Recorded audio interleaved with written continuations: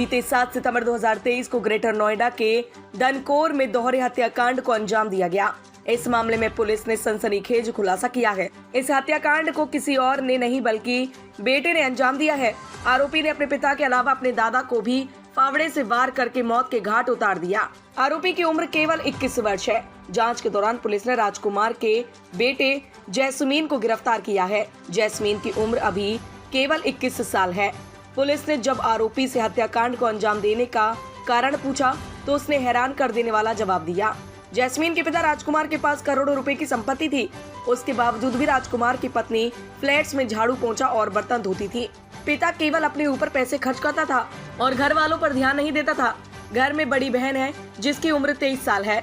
शादी की उम्र होने के बावजूद भी राजकुमार अपनी बेटी पर भी ध्यान नहीं दे रहा था। राजकुमार ने अपने घर वालों से नाता तोड़ दिया था। ऐसे में उसके घर में भूखमरी आ गई। इसी वजह से जैस्मीन ने अपने पिता की हत्या कर दी। जांच के दौरान पुलिस ने राजकुमार के बेटे जैस्मीन को गिरफ्तार किया है। राजकुमार अपने घर में अपने चाचा राजकुमार के साथ सो रहा था। आरोपी ने बताया कि वह केवल अपने पिता की हत्या करने आया था। जब उसने अपने पिता पर हथौड़ी और फावड़े से वार किया तो उसका चचेरा बाबा विक्रमाजीत जाग गया।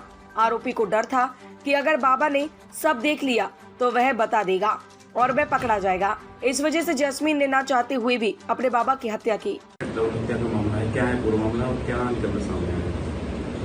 ये पुलिस कमिश्नर महोदय Gautam Buddh Nagar, joint CP law and order महोदय और डीसीपी ग्रेटर नोएडा महोदय के कुशल निर्देशन में ये थाना धनकोर में जो 7 तारीख को ये दोहरा हत्याकांड हुआ था उसमें थाना धनकोर पुलिस को एक बड़ी सफलता मिली है।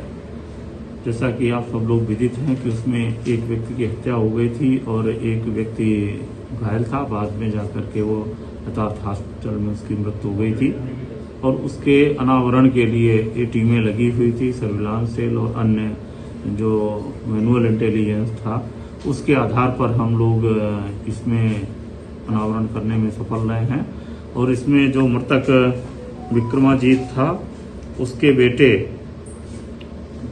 जैस्मीन द्वारा ही इस घटना को पारित किया गया है।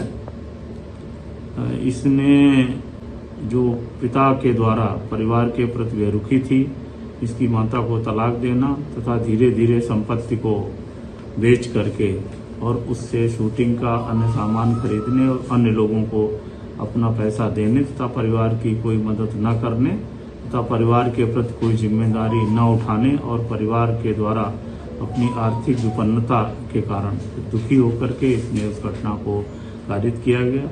इसको ये पता था कि 6 तारीख की रात को इसके पिता वहीं पे लेटे हुए थे, तो ये वहाँ पर गया और वहाँ पर रखे हुए फावड़े को ही, जो कि वह निर्माण कार्य में यूज हो रहा था, उसका प्रयोग करते हुए पिता पर प्रहार किया और उसको मरा समझ करके वहीं छोड़ दिया। उसके बाद जो एक व्यक्ति और जो इनका के रिश्ते का बाबा लग रहा था राम कुमार, वो जाग गया था, इसलिए उस पर भी प्रहार करके उसकी हत्या कर दी। हत्या करने के पश्चात फिर वहाँ पर एक छोटी वसूली थी, उससे भी इसने गुस्से में प्रहार किए तथा उनको मार करके ये वहाँ से फिर चला गया था।